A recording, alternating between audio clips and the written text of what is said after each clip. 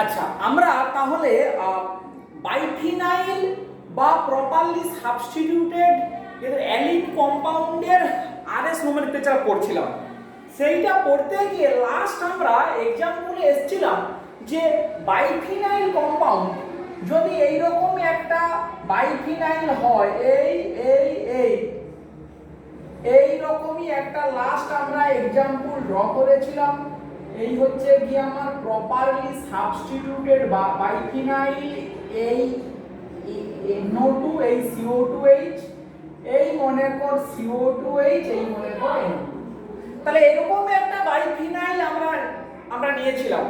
তো আমরা কি বলেছিলাম না, শর্টকাট মেথড হচ্ছে যদি শুধুমাত্র অর্থ পজিশনেই সাবস্টিটিউয়েন্ট থেকে থাকে তখন শর্টকাট মেথড কি বলেছিলাম, যে কোনো একটা দিক থেকে তাকা, তাহলে চোখের উপরে এই CO2H চোখ থেকে দূরে পড়লো, এই নাইট্রোটা এইটা চোখের কাছে এলো, এই এইটা এই NO2, এই তো CO2H, এবং এই দুটো group nearer to the eye আছে, ফলে কি হবে ওটাকে মোটা লাইন করলাম, এই NO2 1, এই CO2H 2, এইটা 3, এইটা 4, তাহলে 1 2 3 কোন দিকে ঘুরছে না গিয়ে তো ক্লকওয়াইজ, তাহলে কি হবে না এটা হবে আর এ অ্যাক্সিয়াল প্যাটার্ন। কিন্তু অ্যাকচুয়ালি প্রপার নিয়মটা কি না, আমাকে নাম্বারিং করতে হবে 1 2 3 4 5 6, এটা 1 প্রাইম, এটা 2 প্রাইম, 3 প্রাইম, 4 প্রাইম, 5 প্রাইম এবং 6 প্রাইম। তাহলে প্রপার নিয়মটা এই দিক থেকেও ভিউ আমি যখন করছি, এই কার্বনটা চোখের ওপাশে, মানে অ্যাকচুয়ালি হবে এটা C6 প্রাইম, এটা চোখের ওপাশে, এটা হবে C2 প্রাইম চোখের কাছে, আর এইটা হবে C2, এটা হবে C6, এইটা আমরা বলেছিলাম। এবারে C6 প্রাইম মানে এই কার্বনটাকে যদি ফ্যান্টম করি, এর ব্র্যাকেটে কে থাকবে C ফ্যান্টম C, এই ফ্যান্টম C2 তে কে থাকবে C ফ্যান্টম C, আর হচ্ছে গিয়ে নাইট্রোজেন, এইটা C2 তে কে থাকবে C Phantom C nitrogen, C6 এ কে থাকবে C ফ্যান্টম C, এবং এই দুটোকে মোটা করতে হবে, এইটা মোটা। তাহলে এদের মধ্যে কে প্রায়োরিটি, এই নাইট্রোজেন হবে 1, এটা হবে 2, এটা হবে 3, এ হবে 4, 1 2 3 সেম ক্লকওয়াইজে কি হবে আর এ। তাহলে অ্যাকচুয়াল রুলটা আমাদের জানতে হবে। তো এই রুলের উপরে বেস করে আমরা যদি এরকম একটা মলিকিউলের কথা বলি, বাইফিনাইল, এইটার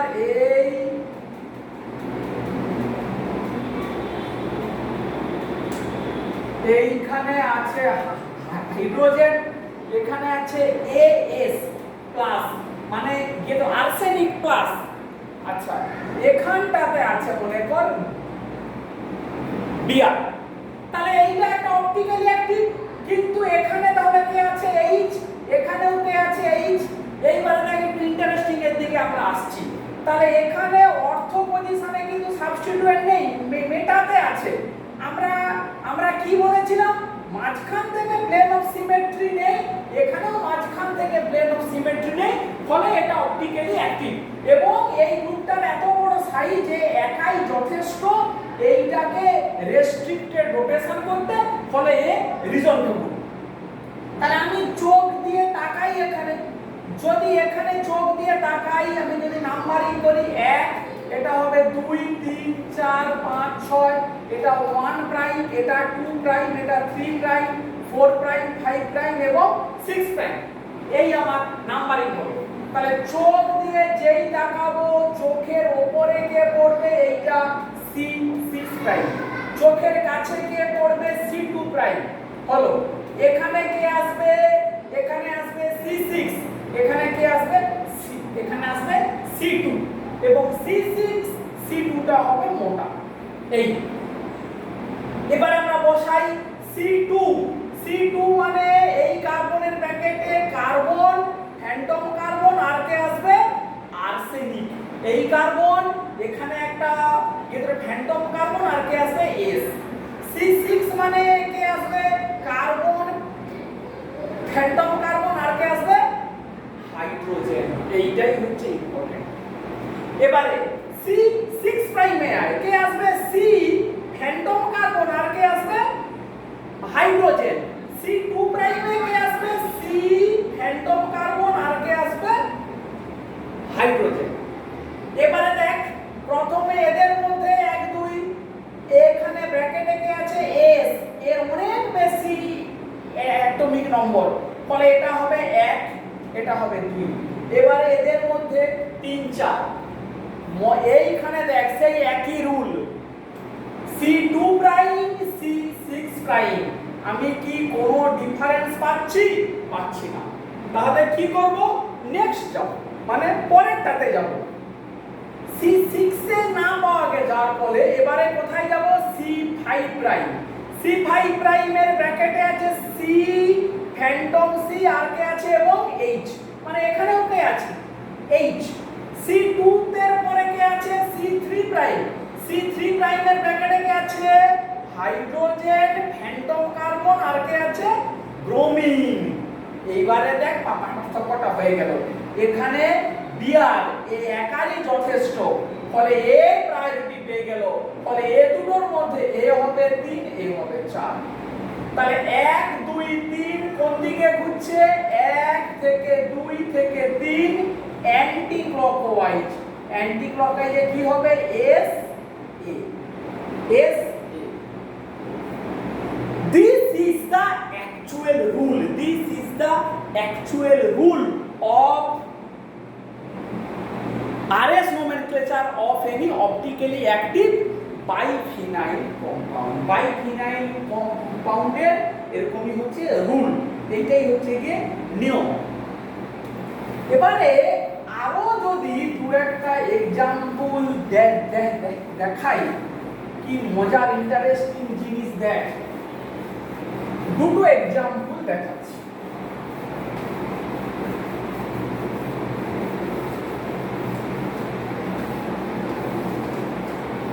বাইফিনাইলের ক্ষেত্রে ধর এরকমই একটা দিলাম, এই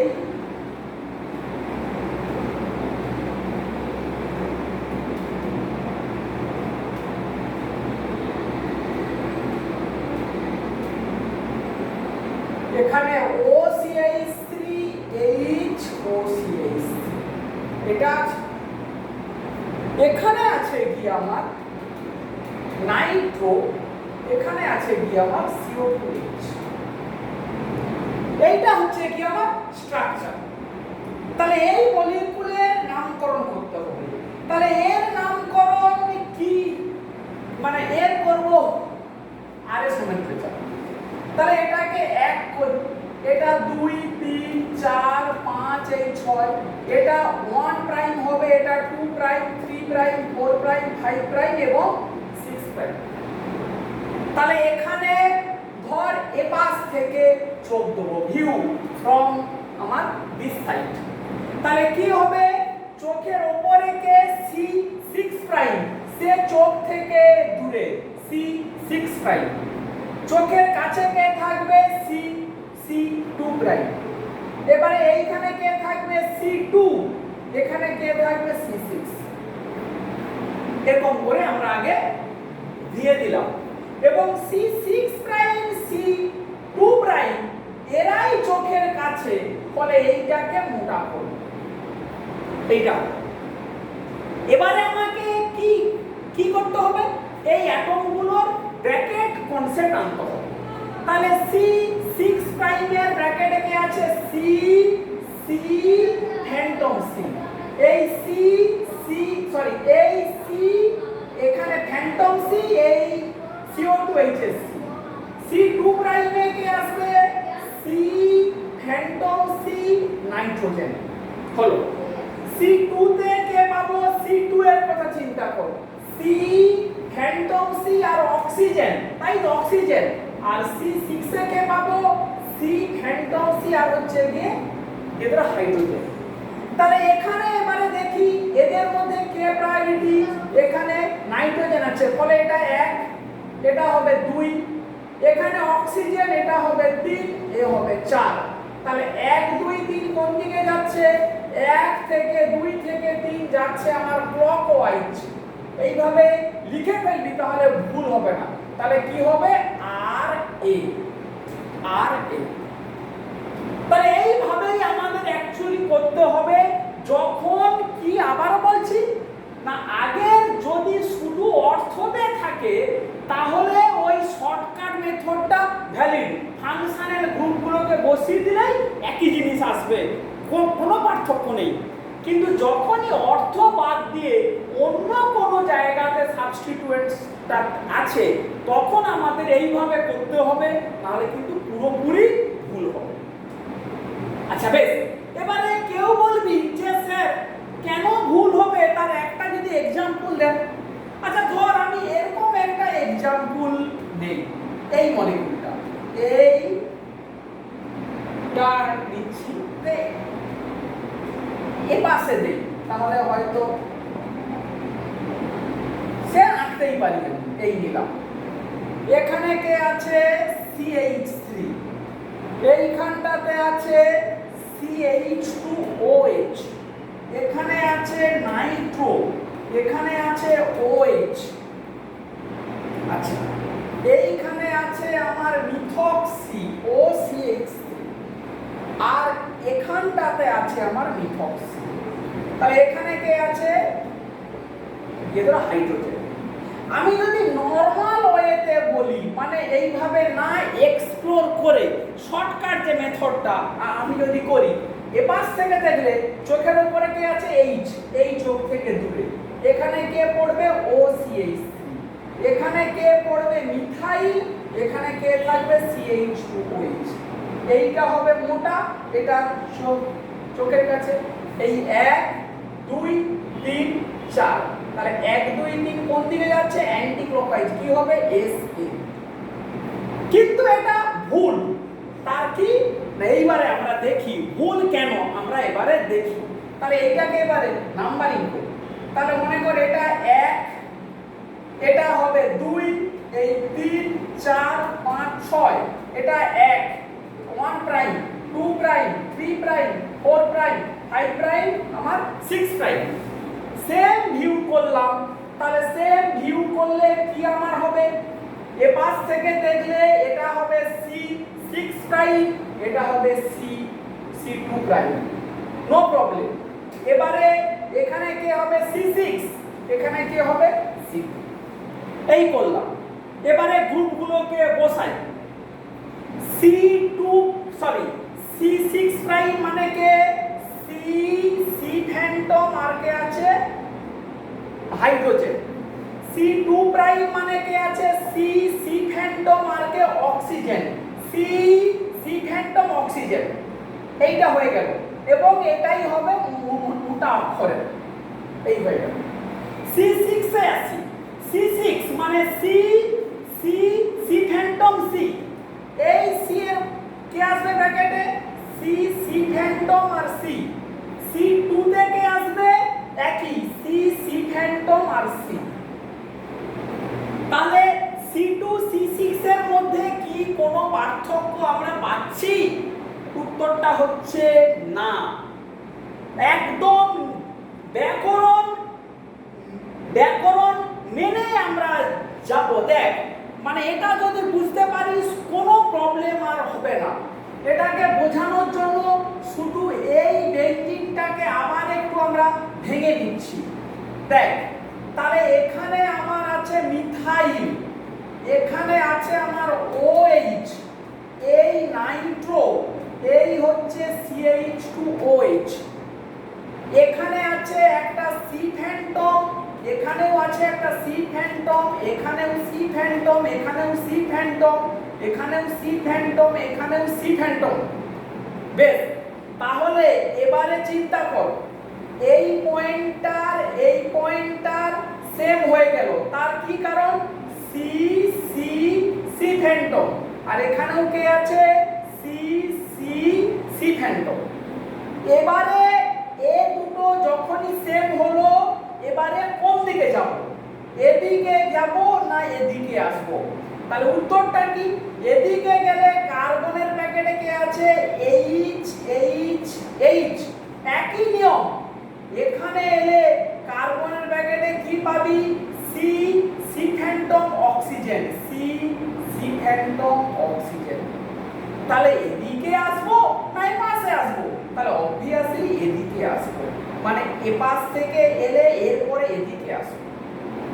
এবারে এখানে দেখি, এখানটার পরে এদিকে এলে কি পাবো? সি এর ব্র্যাকেটে এইচ এইচ অক্সিজেন, একদম ব্যাকরণ মেনে। এরপরে এখানে এলে সি এর ব্র্যাকেটে এইচ এইচ ও, আর এখানে এলে কি পাবো? সি এর ব্র্যাকেটে সি সি ফ্যান্টম আর সি সি ফ্যান্টম আর নাইট্রোজেন। তাহলে কে প্রায়োরিটি পাবে? একাই 100, মানে একদম অ্যাটমিক নম্বর মেনে। এখানে অক্সিজেন আছে, তাহলে অক্সিজেন থাকার জন্য এদিকেই প্রায়োরিটিটা আসবে, মানে এদিকে আসবে, এদিকে আর আসবে না। তাহলে যদি এই C6 এর পরে এ পাশে আসি, তার পরের কার্বনে কি পাবো? না তার পরের কার্বনে পাবো CCO, সি ফ্যান্টম আর অক্সিজেন। আর এই C2 এর পরে এখানে কি পাবো? সি এর ব্র্যাকেটে H H oxygen, H H oxygen. এই আমরা বসিয়ে দিলাম। তাহলে এবারে আসি, এ দুটোর মধ্যে প্রায়োরিটি করলে অক্সিজেন অক্সিজেন ক্যান্সেল আউট হয়ে গেল। এখানে C C phantom H H কে প্রায়োরিটি পাবে? উপরেরটা প্রায়োরিটি পাবে। তাহলে এখন আমার কি হলো? এদের মধ্যে করলে এটা 1, এটা 2, A3 A4। তাহলে 1 2 3 কোন দিকে যাচ্ছে? 1 2 3 যাচ্ছে 1 2 2 2 3 ক্লকওয়াইজ। কি হবে? আর এ। তাহলে দেখ, এমনি ফাংশনাল গ্রুপ, অর্থ পজিশনের ফাংশনাল গ্রুপ বসালে পাচ্ছিলাম এস এ হচ্ছিল এস এ, কিন্তু যেই পুরোটাকে এক্সাক্ট রুল ভেঙে ফ্যান্টম করে করে বসিয়ে যখন করলাম, তখন কি পেলাম? আর এ। এই এক্সাম্পলটাকে ঘরে 6 বার ভালো করে খাতায় লিখে লিখে প্র্যাকটিস করবি, তাহলে বাইফিনাইলের আরএস নোমেনক্লেচার নিয়ে আর কোনোদিন কোনো প্রবলেম আসবে না। এবং এটা বুঝতে পারলে তোর কনফিডেন্স লেভেলটা অন্য জায়গাতে গিয়ে পৌঁছে যাবে, যে হ্যাঁ অ্যাকচুয়ালি মানে রুলটাকে কিভাবে এক্সিকিউট করতে হয় এটা বুঝলেই বুঝতে পারবি। সমস্ত কিছু আছে, একটা জায়গা থেকে ব্রাঞ্চিং হয়েছে, কোন দিকে যাব, মানে কোন রাস্তাতে যাব, রাস্তা চুজ হলো, তারপরে আবার বসিয়ে দিলাম, দিয়ে আবার গোড়া থেকে গেলে কোথায় পাবো। এবং ওইগুলো ভুল যেন কখনোই না হয়। ব্র্যাকেট সিস্টেম, ব্র্যাকেটের মধ্যে কোনো একটা অ্যাটমেরও যদি অ্যাটমিক নম্বর বেশি হয়, তাহলে সেই দিকটা পুরোপুরি প্রায়োরিটি পাবে। এইটা যেন আর ভুল না হয়, এ সম্বন্ধে যেন একদম ক্লিয়ার ধারণা যেন থেকে থাকে। ঠিক আছে, যা বললাম এইটা।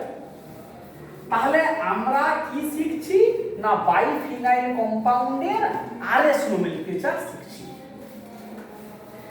এরপরে আমরা একটা জিনিস শিখব, আমরা আগের দিন ডিটেইলসে ডিসকাশন করেছি যে অপটিক্যালি অ্যাক্টিভ বাইফিনাইলের রেসিমাইজেশন, মানে কে ইজিলি রেসিমাইজ করবে, কে ইজিলি রেসিমাইজ করবে না, বা কাকে রিজলভ করা যাবে। আচ্ছা বেশ, তো এই ব্যাপারটা হচ্ছে গিয়ে আমরা আগের দিন ওই স্টেরিক এফেক্ট দিয়ে আমরা পড়েছি যে ওই পাইভোটাল বন্ডটার ফ্রি রোটেশনটার উপরেই ডিপেন্ড করবে। মানে অর্থ পজিশনে গ্রুপগুলোর স্টেরিক এফেক্ট, অর্থ পজিশনে যে গ্রুপগুলো আছে এই এ বি, এ দুটোর সাইজের উপরেই ডিপেন্ড করবে। যত এদের মধ্যে স্টেরিক ক্রাউডিং বাড়বে, তত এই প্ল্যানার কনফরমেশনের এনার্জি তত বাড়বে, ফলে এ অন্যটাতে কনভার্ট হতে পারবে না, ফলে এ সহজেই রিজলভেবল হবে। আর যদি এ দুটো সাইজ ছোট হয়, এই বন্ডটা ইজিলি রোটেট করতে পারবে, তখন কি হবে, দুটো কনফর্মার ইন্টার কনভার্টেবল হবে, ফলে এরা অলওয়েজ রেসিমাইজ করবে। এইটা আমরা পড়েছি। তাই এইটার উপরে বেস করে একটা পার্টিকুলার কথা আমরা বলবো, সেইটাকে বলা হয় বাটারসিং এফেক্ট, BUTTRESSING, বাটারসিং এফেক্ট। এটা এইভাবেই বলে, BUTTRESSING, বাটারসিং এফেক্ট।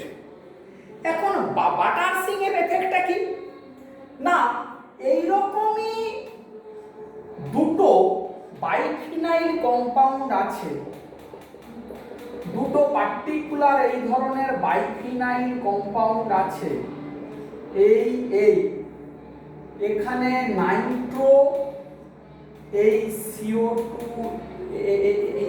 H, এখানটাতে নাইট্রো, আর এইখানটাতে আছে গিয়ে আমার OCH। এইরকম একটা মলিকুল আছে, আরেকটা মলিকুল আছে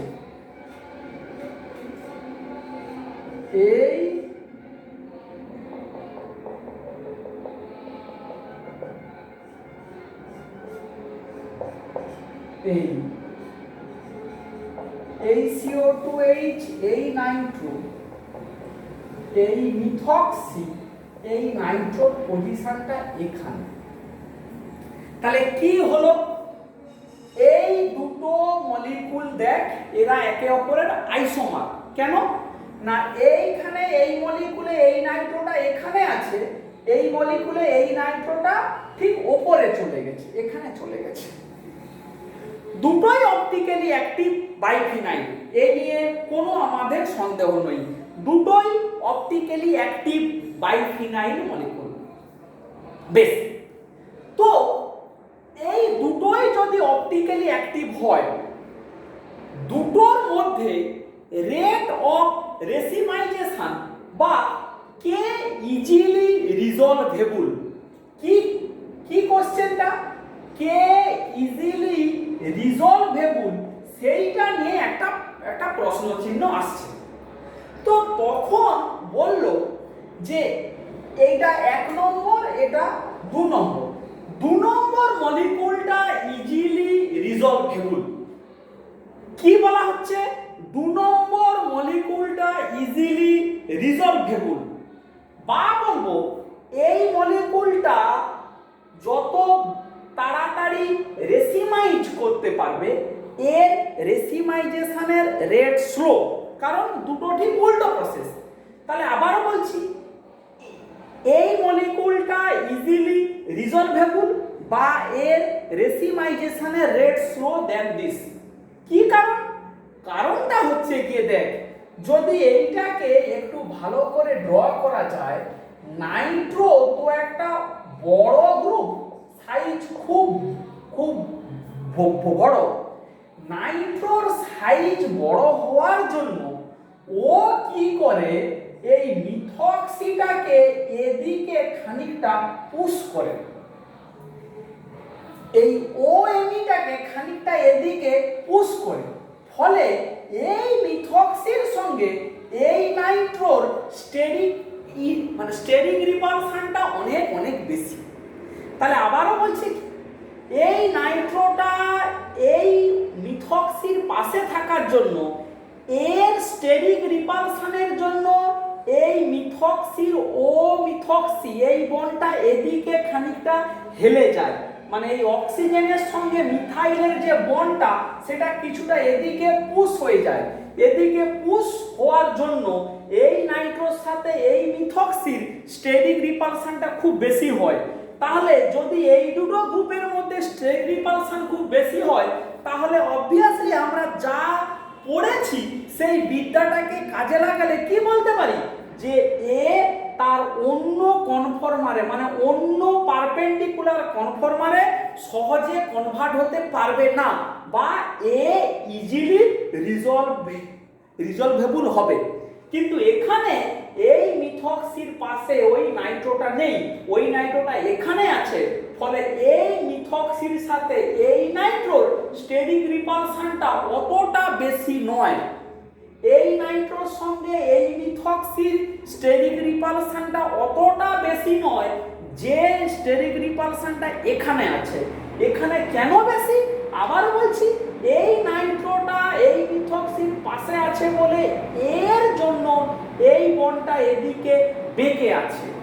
এই যে ঘটনা যে সাইডে একটা গ্রুপ থাকার জন্য অর্থ পজিশনের গ্রুপগুলোর মধ্যে মোর স্টেরিক ক্রাউডিং, তাহলে কি না মেটা পজিশনে বাল্কি গ্রুপ থাকার জন্য অর্থ গ্রুপগুলোর মধ্যে মোর স্টেরিক ক্রাউডিং হচ্ছে অপটিক্যালি অ্যাক্টিভ বাইফিনাইল, এবং তার জন্য ওই বাইফিনাইল ইজিলি রিজলভেবল হচ্ছে বা ওর রেসিমাইজেশনের রেট অনেক স্লো হয়ে যাচ্ছে।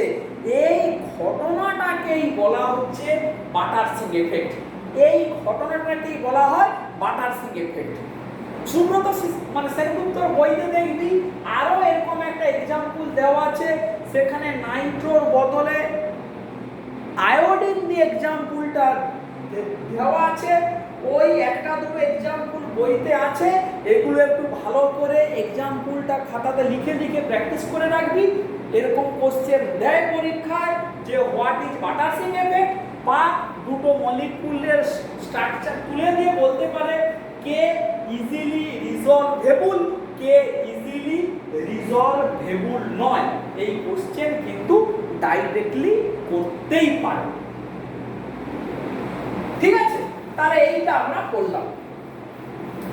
তাহলে আমরা কি পড়ছি, আমরা পড়ছি অ্যাক্সিয়াল কাইরালিটি, আমরা পড়ছি অ্যাক্সিয়াল কাইরালিটি। আচ্ছা, এরপরে যেটাতে আমরা আসবো যে আর কোন কোন ধরনের মলিকুল অ্যাক্সিয়াল কাইরালিটি দেখায় এবং তাদের আরএস নোমেনক্লেচার আমরা কিভাবে করতে পারি। আচ্ছা, এই ধরনের আরো মলিকুলদের একই রকমই একে বলা হয় অ্যালকাইলিডিন। অ্যালকাইলিডিন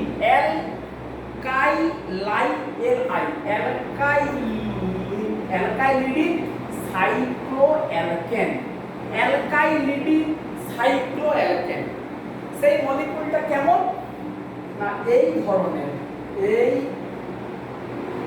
এই সাইক্লোহেক্সেন, এখানে একটা এক্সোসাইক্লিক ডবল বন্ড, দুটো ডিফারেন্ট গ্রুপ HCO2H, এখানে দুটো ডিফারেন্ট গ্রুপ মিথাইল H। তাহলে এই দুটো ডিফারেন্ট, এই দুটো ডিফারেন্ট, বা এটা এরকমও হতে পারে, আমরা যে কথাটা আগেও বলেছি যে এটা AB, এটা AB। এই ধরনের মলিকুল একে কি বলে অ্যালকাইলিডিন, অ্যালকাইলিডিন সাইক্লোঅ্যালকেন। তাহলে এই ধরনের মলিকুল এরাও অপটিক্যালি অ্যাক্টিভ এবং এদেরকে অ্যাক্সিয়াল কাইরালিটি, মানে এদের অপটিক্যালি অ্যাক্টিভ বা এদের chirality generated due to this axis, এই অ্যাক্সিসের জন্য। তাহলে এখানেও নামকরণ একই মেথডে হবে। এই আমি ভিউ করলাম, মানে এদিক থেকে দেখলাম, এই চোখের ওপরে কে আছে H, সে চোখ থেকে দূরে গেল। চোখের কাছে কে পড়বে মিথাইল, এখানে কে পড়বে এই CO2H, নিচে আসবে H। নিয়ারার টু দা আই কে আছে CO2H, বলে এই দুটোকে, এই লাইনটাকে মোটা করবে। এবারে এটা 1, এটা 2, মিথাইল 3 4, 1 থেকে 2 থেকে 3, 1 থেকে 2 থেকে 3 অ্যান্টি ক্লকওয়াইজ SA। এই আমাদের হচ্ছে গিয়ে নোমেনক্লেচারের সিস্টেম এই ধরনের। আচ্ছা, এইটা যেমন অ্যালকিলিডিন সাইক্লোঅ্যালকেন বললাম, আর যে ধরনের মলিকুল অপটিক্যালি অ্যাক্টিভ দেখায় এবং সেখানে অ্যাক্সিয়াল কাইরালিটি আছে, কি সেই মলিকুল, তাকে বলা হয় স্পাইরো মলিকুল। স্পাইরো মলিকুলের কি স্ট্রাকচার না, স্পাইরো মলিকুলের ডেফিনেশন হচ্ছে টু রিংস, দুটো রিং এর মধ্যে shared by a common atom. মানে ধর এরকমই দুটো 5 মেম্বার রিং, ওদের মধ্যে একটা কমন অ্যাটম আছে, মানে এই কার্বনটা দুটো রিংয়েরই পার্ট। এই ধরনের মলিকুলকে বলা হয় স্পাইরো মলিকুল। এই ধরনের মলিকুলকে বলা হয় স্পাইরো মলিকুল। এবং এই ধরনের মলিকুল অ্যাকচুয়ালি বোর্ডে এরকম করে এঁকেছি যেন এটা প্ল্যানার, কিন্তু এরকমই নয়। একটা মলিকুল যদি বোর্ডের প্লেনে থাকে, অন্য ধর এইটা বোর্ডের প্লেনে, এইটা এরকমই আছে, মানে এটা এরকমই পারপেন্ডিকুলার আছে, মানে সেই একই রকমই, একটা বোর্ডের প্লেনে অন্যটা এরকমই পারপেন্ডিকুলার, যেমন বাকিগুলোর ক্ষেত্রে। তাহলে চিন্তা কর একই কথা, যে এই ধরনের স্পাইরো কম্পাউন্ডকে যদি অপটিক্যালি অ্যাক্টিভ হতে হয়, তাহলে কি কোনো প্লেন অফ সিমেট্রি থাকা যাবে না। তাহলে এদিকে যদি এরকম করে ড্র করি, একটা ইন প্লেন, অন্যটা কি ড্র করব, এরকম করে আউট অফ প্লেন। এইভাবে এই মলিকুলগুলোকে ড্র করতে হবে, এটাকেই বলা হবে স্পাইরো কম্পাউন্ড। তাহলে একটু চিন্তা কর, এই ধরনের স্পাইরো কম্পাউন্ডের মধ্যে প্লেন অফ সিমেট্রি থাকবে না। কিভাবে না, এই প্লেনের ইন্ডিভিজুয়াল মাঝখান থেকে কোনো প্লেন অফ সিমেট্রি নেই, এবং এই মলিকুলটারও মাঝখান থেকে ইন্ডিভিজুয়ালি কোনো প্লেন অফ সিমেট্রি থাকবে না। তখনই বলবো এই বাইফিনাইলের এই স্পাইরো কম্পাউন্ডে কোনো প্লেন অফ সিমেট্রি নেই। তার মানে এই ওপরের হাফের সঙ্গে নিচের হাফ মিরর ইমেজ হওয়া যাবে না, এই রিংটারও ওপরের হাফের সঙ্গে নিচের হাফ মিরর ইমেজ হওয়া যাবে না। তাহলে মিনিমাম ক্রাইটেরিয়া কি না, এখানে একটা ডিফারেন্ট অ্যাটম যেত হবে থাকতে x, এখানে y, এখানেও x, এখানে y। এইটা minimum criteria to be optically active of a spiro compound. তাহলে এখানে x, এখানে y, কিরকমই ধর এরকমই হতে পারে। এই অক্সিজেন, এই